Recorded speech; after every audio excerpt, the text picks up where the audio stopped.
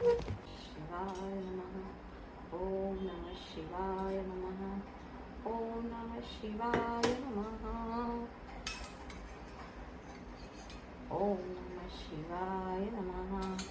ॐ नमः शिवाय नमः। ॐ नमः शिवाय नमः। ॐ नमः शिवाय नमः।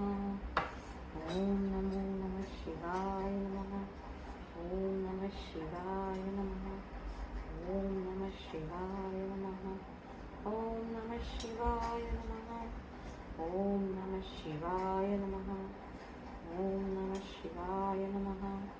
ॐ नमः शिवाय नमः। ॐ नमो नमः शिवाय नमः।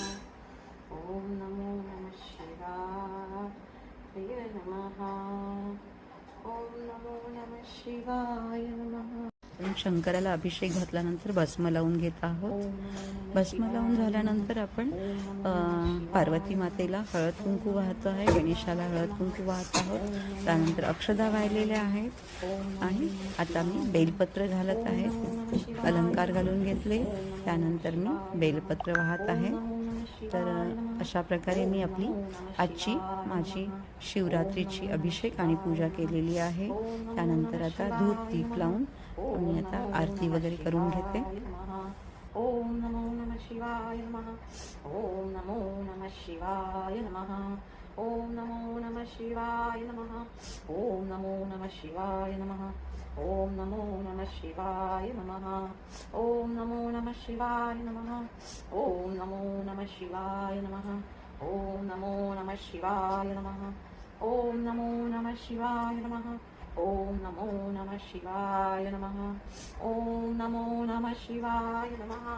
ॐ नमो नमः शिवाय नमः. ॐ नमो नमः शिवाय नमः.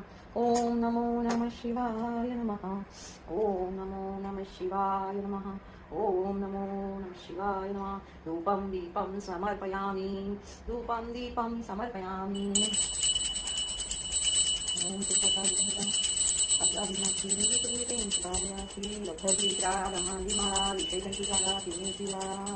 ॐ नमो नमः शिवाय नमः. ॐ नमो नमः शिवाय नमः. ॐ नमो नमः शिवाय नमः. ॐ नमो नमः शिवाय नमः. ॐ नमो नमः शिवाय नमः. धूपं दीपं समर्पयामि. धूपं दीपं समर्पयामि. ॐ नमो नमः शिवाय नमः. ॐ नमो नमः शिवाय नमः. ॐ नमो नमः शिवाय नमः.